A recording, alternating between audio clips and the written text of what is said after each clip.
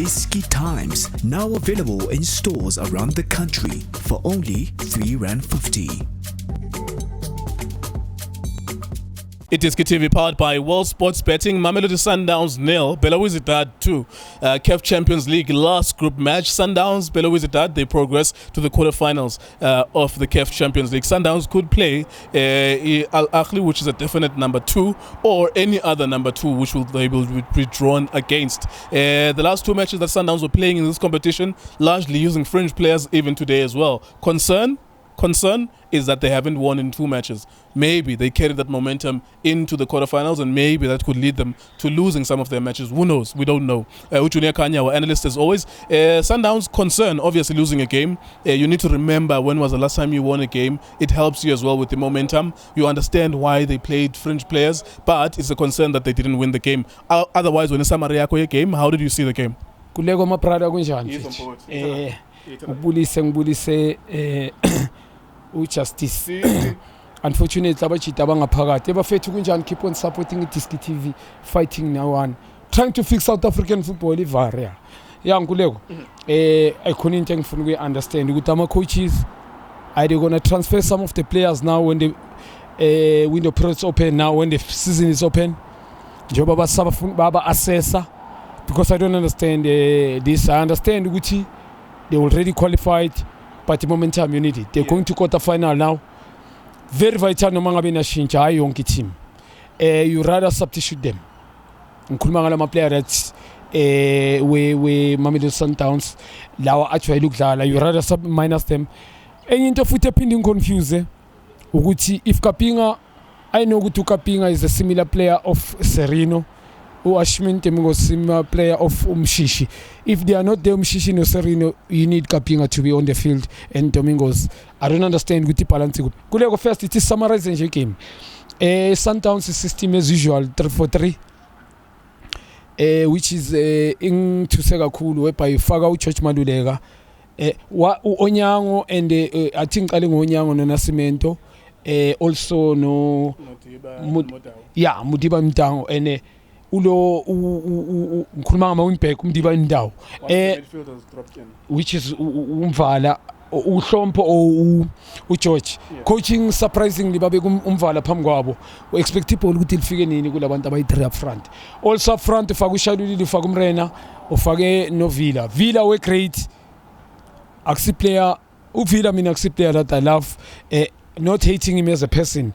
Angeke umdlala front 3, can't. You must play him sort of umuntu coming from deep in the middle, whereby number 8, whereby mangabe ube George la now Hlompo uvila melezela. Uvila is a player that up front you need you mean to ufuna umuntu ama surprises, a person that would create something ngoba ufuna speed up front, whereby also speed dribbling wizard, going for eliminate one touch to shot, umuntu okwazi move off the ball. So Villa umuntu ofuna ibhola enyaweni, and we great no, and the worst part is unfit. Ngikhuluma nge-match fitness, mangikhuluma nge-unfit. Yes, they score coming from the bench, but akwazi umqala. Remember bo Ashmin team, because they came in the bench nabo Kapinga bakora, but bokwazi ukuthi baqale benchini. So Villa makazokora and then umfake, what are you trying to apply? So very disappointing ngoba i-player abo ku Sundowns namhlanje Brian Onyango no Nascimento bebanga complementana.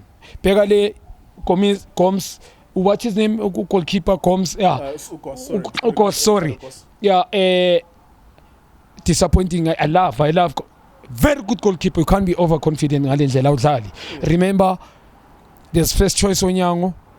There's Kennedy is fighting, and you are given a platform. I love him. Very good, make no mistake. But in so you are charged. Uzo charge wangaza. Ngiyaza abanye abantu abangale understand that people abazomcharge ngayo, which is true. Ama results take olokuqala, it's him. Ngeke futhi ufake ibhola phakathi. That's childish, you can't do it. I love him. He's very good technical positioning umnandi kakhulu. In terms of handling, mnandi kakhulu. He can play anywhere, any team in DStv Premiership. But the entire namhlanje first goal can't do that, bro. So labantu abayi2 banga complimentana. Unyango very disappointing. Mangitshela ngonyanga hard tackler, similar players Tyson, big strong, but he can't deal. Tactical is poor. Uface umuntu yabona le bhola malisuka ngikhuluma ngale cross umbhekile lo muntu uface nala ibhola adlala khona. All of the sudden you forgot umbhekile, you forgot, and then badlala emva kwakhe You don't even turn. The way starting ngakhona is heavy. They score. Makalibheka lisenethini umuntu wakho. Yeah, for sure. Wamaka zonal eboxing. Understand kube bekuna 3 in front of him. Kunomuntu wakhe 1-on-1. Nascimento in most Nascimento is a sweeper. Lapayana lo muntu aka Onyango uNascimento angeke impleme ngalela goal even nange first goal. So uNascimento mangithi aba complimentani ngikhuluma ngento enjalo. You more of expecting uNascimento ukuthi akhave abe wiper. Wing back, right back and left tactically poor. They don't understand that much. Mangibuza ukuthi why they signed those players. Abantu banokuthi Junior akasa analyze. Listen, ngikhuluma ngokuthi tactically poor. Ngeke number 2. Bazocheka uNascimento noNyango. And then uHlompo no George. uGeorge beyangamcompliment uHlompo. Ngoba uHlompo was bebadlala boyi2 bamile but uHlompo cause uyabona ukuthi ibhola lifiki la. He's trying to make them play cause umfana menzo number 10 he's not comfortable in playing. I understand the cover distance. Is Sundowns since I don't think you understand ukuthi Sundowns idlala kanjani. So ibhola zofika kanjani kubo Shalile. So uHlompo bekazama ukuthi abadlalise azajumpe nomvala. And then uGeorge expect uyambona uCharlie makadlala eposition mhlambe okanye uGeorge or uRivaldo. Uphenduka isweeper. So namhlanje ngenzeki le nto wena Nkululeko bekungukuthi uHlompo try ukuthi adlalise Mamelodi Sundowns agcina jumper naye umvala. When the ball come uGeorge la kumele drop khona akakhona. Idatswabe bakhetcha uthola ukuthi kuba labantu baba expose kuba i3 against 3 i3 against 2 against 3 yileyo bekuyi problem ukuthi basala bayi2 and then mawudlali le system ye Sundowns i3-4-3 uGeorge or uHlompo he become a sweeper once they attack them ukuthi mhlawumbe beza babe3 kube na more number because I don't think boy3 banga attack la in the middle but uHlompo ngiphinde ngiunder as ngisho he was the one who was trying to play and is the anchor bese kaphenduka i-playmaker that's why bekalahleka uthola ukuthi ugcina jumper and ngeke expect ukuthi a travel nebhola is match uyambona i-match fitness akana but equality uHlompo we expect him to pass and also support because he can't support even imvala either another up front very disappointed as ngisho Villa he can't take players on coaches baqala ngaye no Morena was part of the ngizoqala ngoVilla i-movement of the ball expect uShalulile ukuthi ayenze more of thinking Shalulile ngitshelile Nkululeko mawuzomtshela ukuthi abe aqabange it's a problem mawumisa side in right or left is more central is a goal poucher so ku Sundowns bamtholele that position because I'm exposed mawumisa side in lento kumele zenze ilaba chita laba for instance abomshishi ngeke expect oruserino ngeke expect uShalulile ukuthi azenze umuntu ofinishayo lo protect the ball speed working hard like ma or ahasile in terms of ibhola but more central so uVilla noMorena bebangamcompliment uShalulile that's why Green ukuthi umbone ba appeal off athola ibhola most I want bekalwela because the two I thinking khuluma in creativity and vala as supposed number 10 bengenzeki labo so going to the team this team is not good but they've got big heart bebadlala similar Sundowns 3-4-3 but bona ke into abayenzile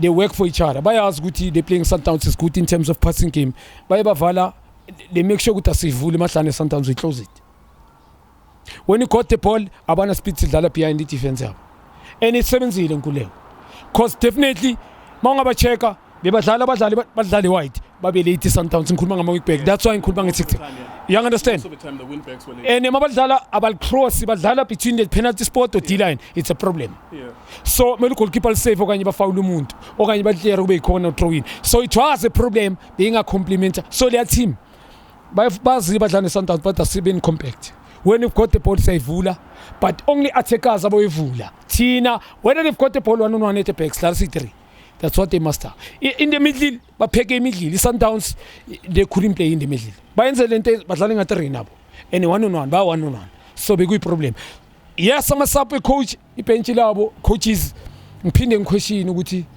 I didn't see angazi ukuthi uDomingo kwenza kanani maybe izinjati I don't know but uKapinga is supposed to start joba ngisho bangekho umshishi mawuzombringa why bamenza solution it kills the player ne thinking so Nkululeko I wish man these coaches now be Sundowns they can take note it means the team abanayo who can compete ngikhuluma nga competitive abanayo they've got a strong team A1 going to CAF but ingizosibhlungu kakhulu hayi ukuthi abanayo inkululeko sebeka straight they do bayakhona ukuthi bayenza ama changes but ababalance team yabo.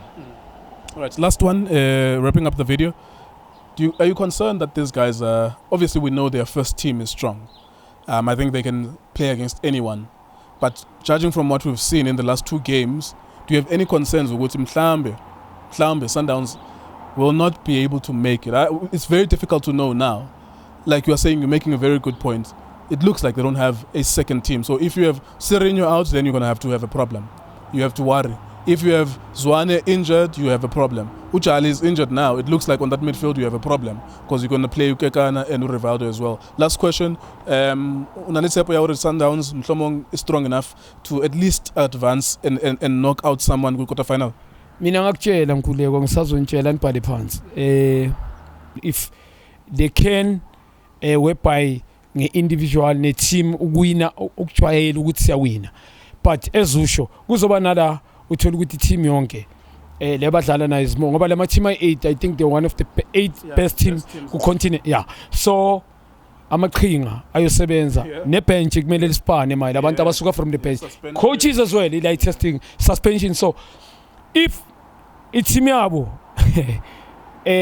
you don't have players labo esikhuluma ngabo even noma ngabe unabo when you get same teams bane bench eli strong bana second team yabo bench second team and decision making is phinde ibe grand it's going to be a problem ukulwini cup they can it's possible ukuthi bangachayisa ba quarter but winning the cup Ankululeko uyibhale phansi. Yeah, I mean you've been saying that kudala uyithetha lonto and I agreed with you from the time that you mentioned it, but at some point iqale ukupick up Sundowns now. I started to believe, but from the beginning I did sense ukuthi it's going to be tough this year. But anyways, we'll be with you throughout this journey Sundowns here CAF so balapha sonke as a family.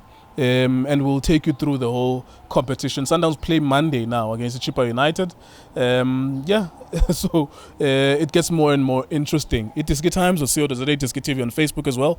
WSP.co.za. Thank you very much for watching us.